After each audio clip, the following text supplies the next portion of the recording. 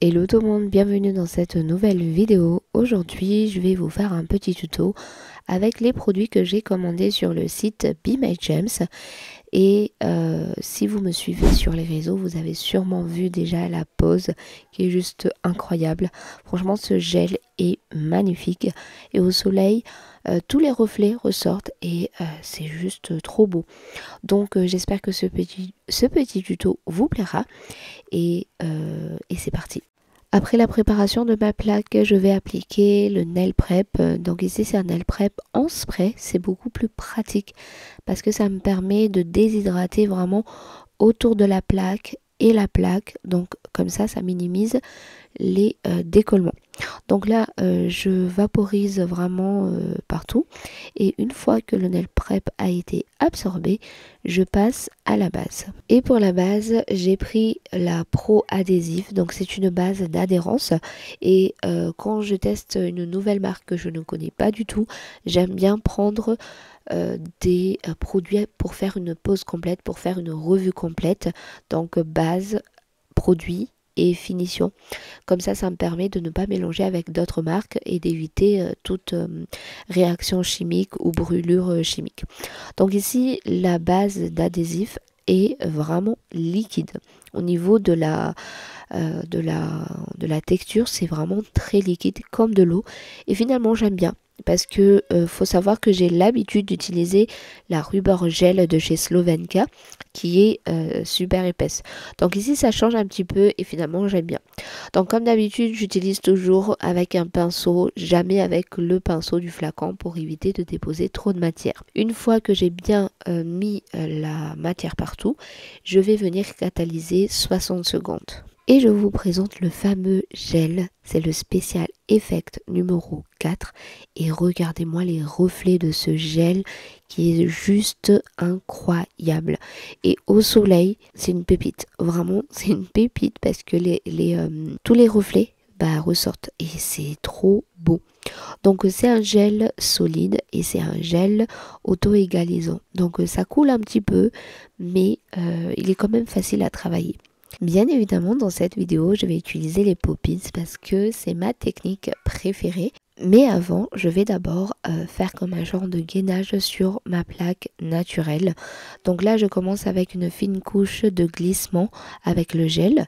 J'applique une fine couche et ensuite, côté cuticule, je vais placer une petite matière. Donc vraiment une petite matière, pas besoin de faire une grosse bosse.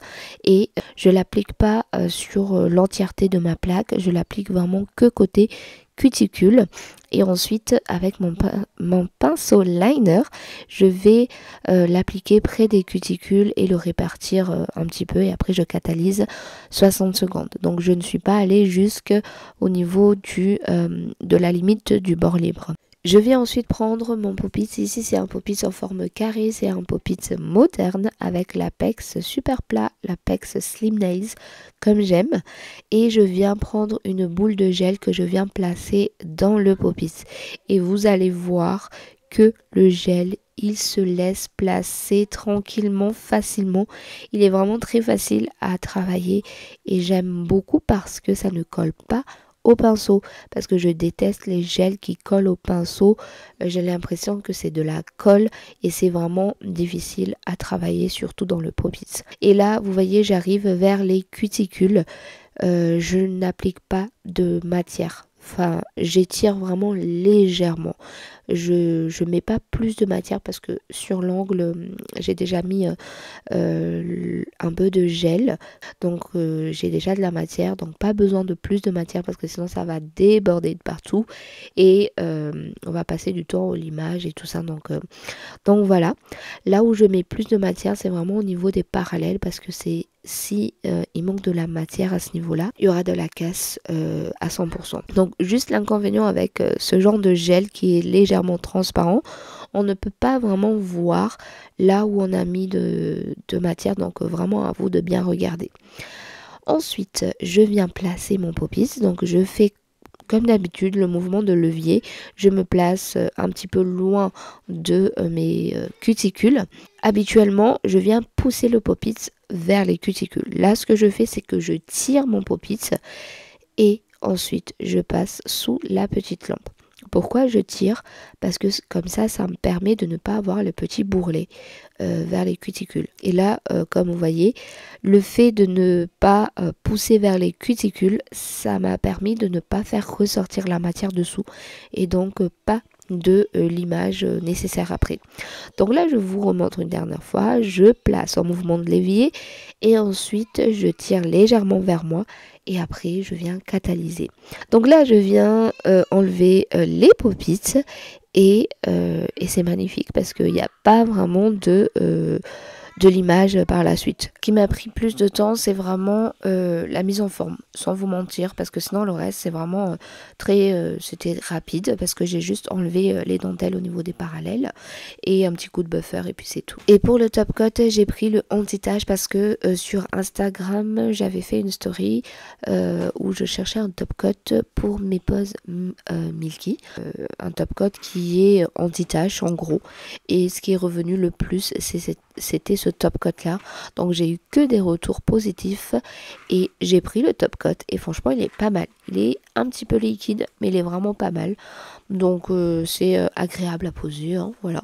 Pour l'instant je n'ai pas encore de retour à vous faire en termes de anti-tache et tout ça, mais en tout cas il est vraiment très très bien et il brille super bien.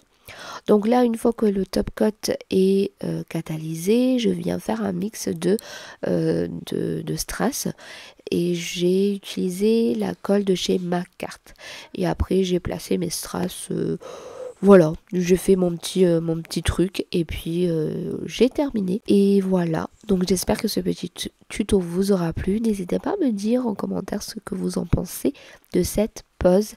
Et puis moi, je vous dis à très bientôt dans une prochaine vidéo.